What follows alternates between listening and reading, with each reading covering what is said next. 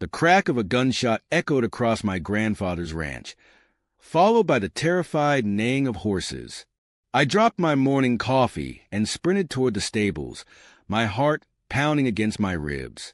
There, in the pale dawnlight, stood Patricia Whitmore, HOA president, her pristine white Range Rover blocking my gate, while my prize stallion lay bleeding from a graze wound. Subscribe to witness how a third-generation rancher fights back against an HOA Karen who picked the wrong piece of Texas to mess with. I never wanted trouble with the new development next door. Hell, I barely noticed when they started building those cookie-cutter luxury ranch-style homes on the edge of my property. Grandfather would have laughed at their idea of ranch living, all manicured lawns and decorative wagon wheels. But he's gone now, leaving me 200 acres of hard-work land and a legacy I die defending. That morning started like any other on the Cooper Ranch. I was checking fence lines, something my family's done every sunrise for 3 generations, when I spotted them. Dozens of orange surveyor stakes driven into my pasture land, marking what looked like a trail. The stakes formed a line cutting right through my best grazing field, each one tagged with property of the meadows at Silver Creek HOA. I was still pulling the first stake when the sound of tires on gravel announced her arrival. Patricia Whitmore stepped out of her Range Rover like she was walking onto a movie set, designer boots that had never seen real ranch work gleaming in the morning sun. Her iPad, her modern version of the classic HOA clipboard, was clutched to her chest like a shield. "Mr. Cooper," she called out, her voice dripping with practiced authority. "I see you're interfering with our community improvement project. I planted the stake in the ground between us. Ma'am, this is private property. Has been since before Texas was a state." "Oh, that's where you're mistaken." She tapped her iPad screen with a manicured nail. "According to our community charter, this historic trail provides essential access to the creek. We're simply restoring it for our residents' enjoyment." Historic trail? I couldn't help but laugh. The only trail here is the one my cattle make to water, and it sure ain't open for your yoga classes. Patricia's smile tightened. "Mr. Cooper, times are changing. The meadows represents progress. We've already had several complaints about your operation. The smell, the noise, the unsightly equipment. This trail project is just the beginning of necessary improvements." Improvements? I felt my grandfather's temper rising in my voice. "This is a working ranch, not your personal petting zoo. We'll see about that." She turned on her designer heel. "The board meets next week. I suggest you attend. We'll be discussing several violations regarding your property." I watched her drive away, dust coating her pristine vehicle, and pulled out my phone to call old Bill Martinez next door. His family's ranched here even longer than mine. "Violations?" Bill's weathered laugh crackled through the speaker. "Boy, you can't violate rules you never agreed to. But watch yourself. That woman's been causing trouble all over. Tried to tell me my cattle were improperly housed last month." Looking across the pasture, I could see the new houses rising like mushrooms along my fence line. The historic trail would cut my grazing land in half, and I knew this was just the opening shot in Patricia's war against what she saw as an eyesore in her perfect community. I picked up another surveyor stake, remembering my grandfather's words the day he handed me the ranch deed. "This land ain't just dirt and grass, son. It's blood and sweat and promises kept. Don't let anyone take that from you."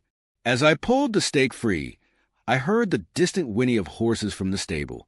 Patricia's Range Rover was making another pass along my fence line, and I knew right then this wasn't going to end with a few property stakes. The real fight for Cooper Ranch was just beginning. 3 days after the surveyor stakes incident, I woke to the sound of shouting. Outside my window, a group of Meadows residents in matching athleisure were facing off against Miguel, my ranch foreman, near the cattle pen. Leading them like a general into battle was Patricia, her iPad raised like a shield against the morning sun. "These animals are a health hazard," she was shouting, while her followers nodded in synchronized outrage. "The smell is affecting our property values. I grabbed my hat and boots, already knowing this was going to be one of those days that would have my grandfather rolling in his grave. By the time I reached the group, Patricia had pulled up some kind of digital document on her iPad. According to Municipal Code 47.3, she declared, livestock must be kept at least 500 feet from residential properties. Your cattle pen clearly violates this ordinance. I stepped between her and Miguel. That ordinance doesn't apply to agricultural land that predates residential development. This pen's been here for 60 years. Well, Patricia's smile turned predatory. That's about to change. We've filed a petition to have this area rezoned. The Meadows is expanding, Mr. Cooper, and your quaint operation doesn't fit the community's vision. Before I could respond, Sarah Chun, the local vet, pulled up in her truck. She'd been treating our livestock since taking over her father's practice 5 years ago.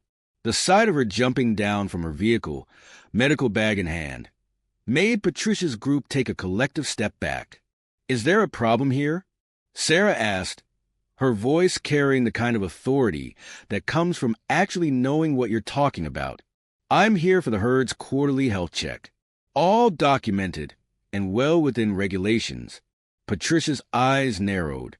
Dr. Chun, how convenient. We were just discussing the health risks these animals pose to our community. Sarah pulled out her tablet, a rugged, work-worn device that made Patricia's iPad look like a toy. Interesting, because I have all the health records right here. This ranch maintains some of the highest standards in the county. A few of Patricia's followers began to drift away, their morning workout apparently more appealing than a confrontation with actual facts. But Patricia wasn't finished. She pointed to the creek that ran through the property. What about water rights? Our residents have reported brown water in their taps. Clearly, your cattle are contaminating the watershed. I felt my jaw clench. That creek's been sustaining this ranch's cattle for 3 generations without issue. If your taps are running brown, maybe check the shoddy plumbing work in those cookie-cutter houses you rush to build. Patricia's face flushed red. The board will hear about this. And don't think we haven't noticed your refusal to submit to HOA oversight. Every other property in this area has joined the Meadows Association.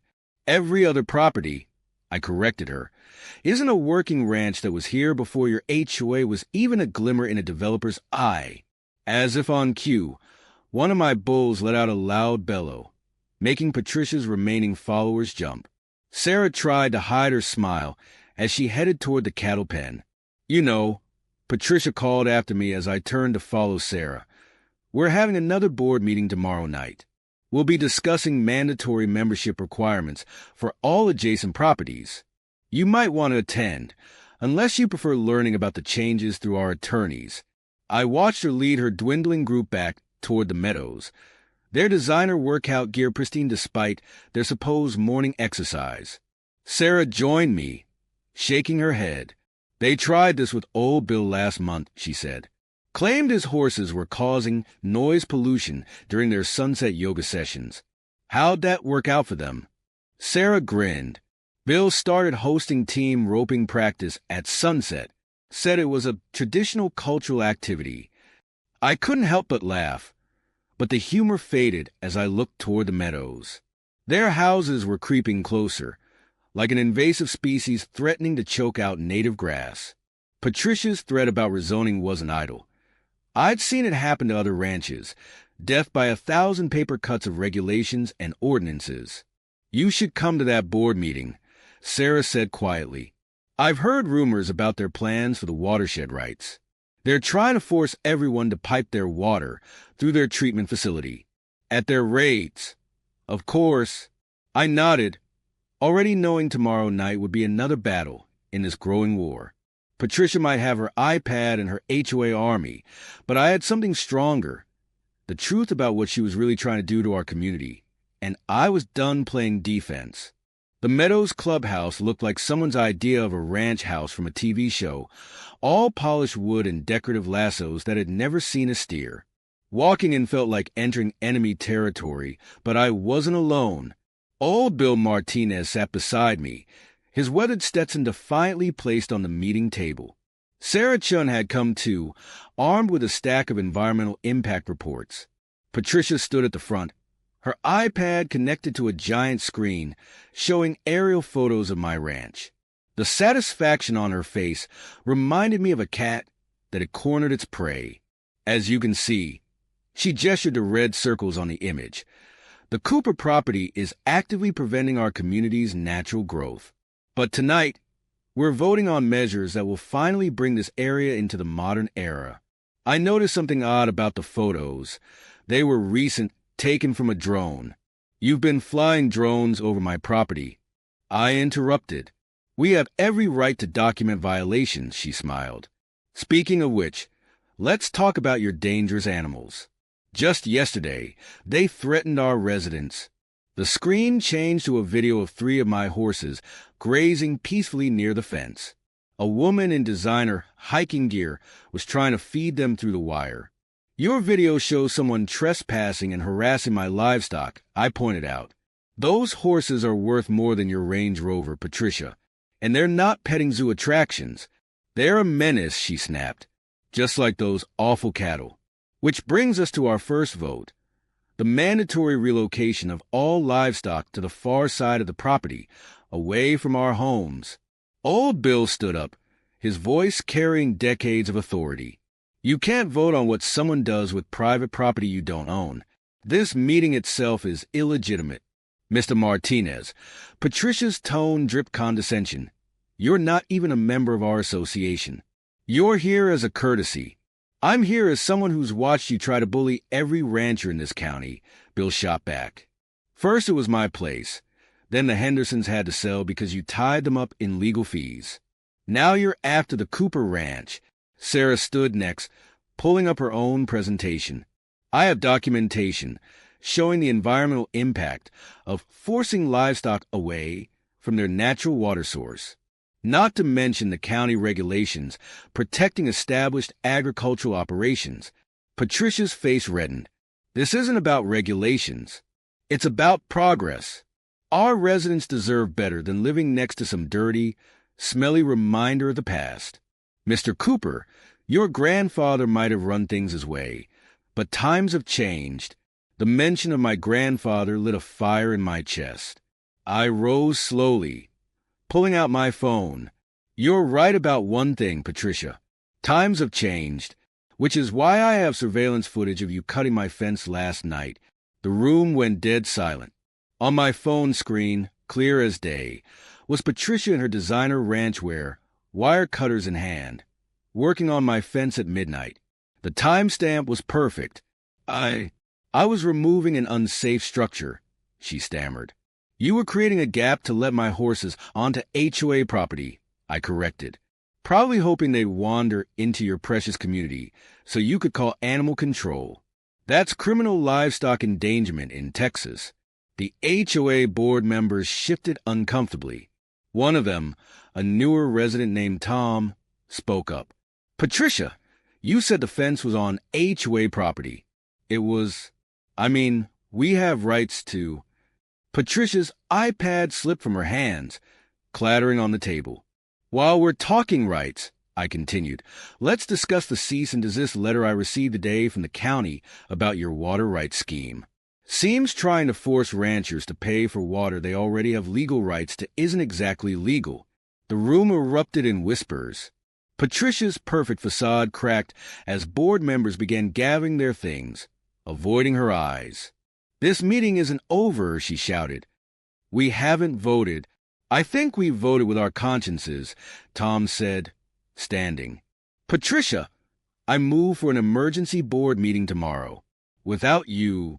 I watched her face contort as her plans crumbled, but something in her eyes told me this wasn't over. She snatched up her iPad and stormed out, nearly knocking over a decorative saddle by the door.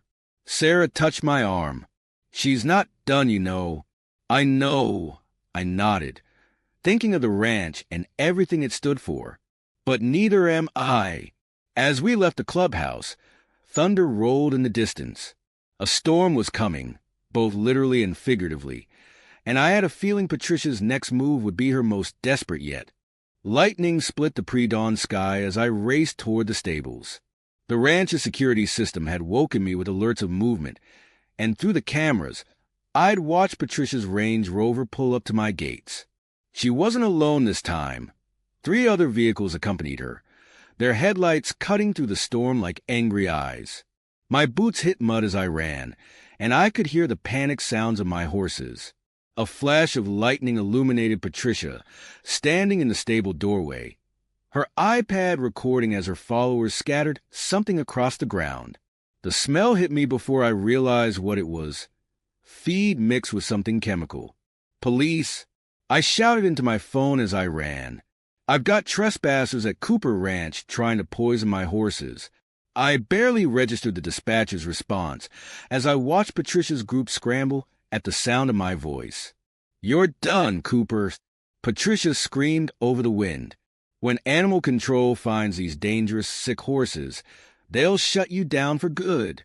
Another vehicle appeared, but this one was familiar, Sarah's truck, throwing mud as she pulled up. She must have heard my call to the police on the ranch's emergency frequency. Close behind her came Old Bill's pickup and then more headlights. Word travels fast in ranch country. Patricia's followers fled to their cars, but she stood her ground, iPad raised like a weapon. "I'm recording everything." "You can't stop progress, Cooper. This backward, filthy lifestyle of yours is finished." "The only thing I'm stopping," I growled, reaching her in 3 long strides, "is you poisoning my horses." I knocked the iPad from her hands, sending it splashing into a puddle. She shrieked as if I'd struck her. Red and blue lights appeared on the horizon as Sarah rushed past us into the stable. "Get my kid from the truck," she yelled to someone. "And don't let any of these horses near that feed." Patricia tried to make a run for her Range Rover, but slipped in the mud, her designer boots betraying her. She sat there, once perfect hair plastered to her face, as police cars surrounded us. The sight would have been funny if I hadn't been so furious. "It's all his fault," she screamed at the approaching officers. "He's destroying our property values. He attacked me. I was just protecting our community." By trespassing and attempting to poison livestock came a familiar voice. Tom, the HOA board member from last night's meeting, stepped into the light. He held up his phone, still recording. "I followed you after you called this emergency community defense meeting. Got everything on video, including your instructions about the poison feed." The officers didn't need much time to assess the situation. As they led Patricia toward a patrol car, she kept screaming about property values and community standards. Her followers, already in custody in other cars, looked anywhere but at their fallen leader. Dawn broke as Sarah emerged from the stables. "Horses are all fine. We got here in time. And the rain actually helped, kept them away from whatever she was spreading." Old Bill clapped my shoulder. Guess she really didn't know ranch folk look after their own. I looked around at the gathered neighbors. Not just ranchers, but families from the meadows too. They'd come out in a storm, in the middle of the night, to stand against someone who'd tried to destroy a way of life she didn't understand. The next few weeks brought changes. Patricia faced criminal charges. Livestock endangerment is serious business in Texas. The HOA underwent a complete restructuring, with Tom as the new president. His first act was to pass a resolution recognizing and protecting the rights of existing ranches bordering the meadows. "You know," Tom said to me over coffee at the local diner a month later, "most of us moved here because we loved this landscape, this lifestyle. We wanted to be part of it, not pave over it."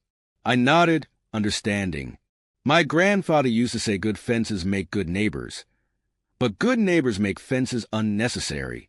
The old man would have been proud to see how things turned out. The Meadows residents now bring their kids to learn about ranch life, and we host community events that blend the old and new. Sarah even started a program teaching horse care to interested families. As for Patricia's historic trail markers, we use them to line a real trail, one where people can walk, learn about ranching history, and see this way of life up close. Every morning, I still check the fences, tend to my horses, and watch the sunrise over land that's been in my family for generations.